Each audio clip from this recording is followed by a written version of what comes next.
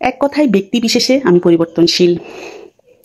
তবে যদি আমার সামনের মানুষটা খারাপ হয়, খারাপ পৃথিবীর কোনো মানুষই না, ভালো খারাপ মিলাই। তবে আসসালামু আলাইকুম, সবাই কেমন আছেন? আজ আরেকটা ব্লগ নিয়ে চলে আসছি। রোজকার জীবনে ছোট ছোট কিছু মুহূর্ত আপনাদের সাথে শেয়ার করব। এই চিন্তায় ব্লগগুলা করা। চলতে আসি। আজকে বাজারে আসছি, কিছু কাজ ছিল। কিছু কাজ বলতে বাচ্চার খাবার শেষ হয়ে গেছে, ব্যক্তিগত কিছু কাজেও আসছিলাম। আম্মুর ওষুধও শেষ হয়ে গেছে, এই জন্য। আমার আব্বু আসতেন, উনি ছোট একটা দোকান করে, এই জন্য আসতে পারে না, দোকানে থাকতে হয়। আমার বাচ্চাটাকে দোকানে রেখে তারপরে আসছি। হ্যাঁ, সামনে পড়লো আমার স্কুল। এই স্কুলে দীর্ঘ 5টা বছর পড়ালেখা করেছি, সারা জীবন মনে থাকবে স্কুলটা। আমরা যখন পড়ালেখা করেছি তখন স্কুলটা অন্যরকম ছিল।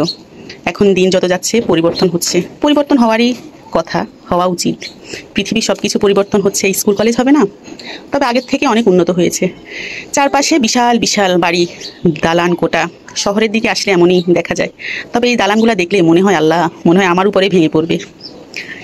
কি আর করা, তবে আমার শহরের চাইতে গ্রামের দিকটা বেশি ভালো লাগে। গ্রামের দিকটা বেশি ভালো লাগার অন্যতম কারণ হচ্ছে চারপাশে সবুজ আর সবুজ, যেদিকে তাকাবো সবুজের সমারোহ। এই জন্যই হয়তো বেশি ভালো লাগে। গ্রামে বেশি দালান কোঠা না থাকলেও বর্তমানে হচ্ছে ছোট ছোট ঘরগুলা ভেঙে নতুন তৈরি হচ্ছে দালান। আস্তে আস্তে আমাদের গ্রামে ঢুকে পড়তেছে, চলতেছে জীবন। তবে আমি মানুষটা অন্যরকম।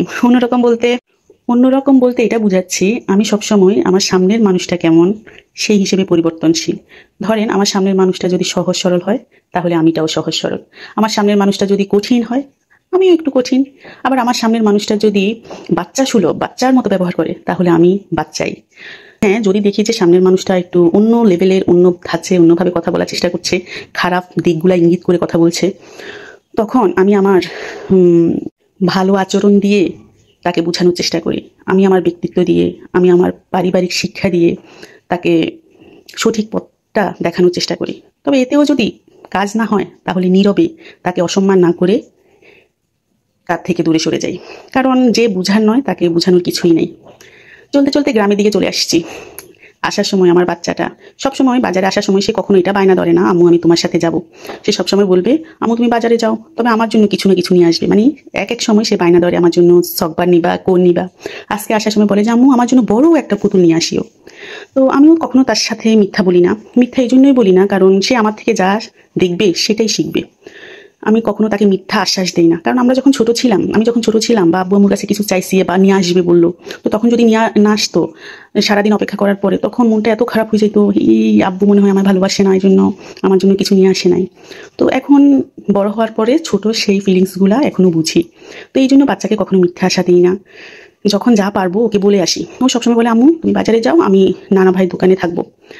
আমার আব্বু যখন ব্যবসা করতেন, ফার্নিচার দোকান ছিল তখন, আমার আব্বু কখনোই নিজে বাজার করতেন না, উনি কারিগর দিয়ে বাজার করতেন। এই নিয়ে আম্মু প্রায় সময় ঝগড়া করতো। ঝগড়া এই জন্য করতো, একটা জিনিস দেখবেন, নিজের বাজার নিজে যতটা সন্তুষ্টভাবে করা যায়, পরে কিন্তু করতে পারে না। তবে এখন পরিস্থিতি পরিবর্তন হয়েছে, এখন আব্বু বাজার করে। অবশ্য বাজার করা খারাপ না সেটা বলতেছি না, তবে বাজার করতেও ভালো লাগে। নিজের জিনিসগুলো নিজে হাতে কিনতে খুবই ভালো লাগে। যাই হোক, দেখতে দেখতে আমার গন্তব্য শেষ। আমার কলিজাটাকে তার নানা ভাইয়ের কাছে দিয়ে তারপরে আসলাম। তো ভালো থাকবেন, আল্লাহ হাফেজ, আমার জন্য দোয়া করবেন।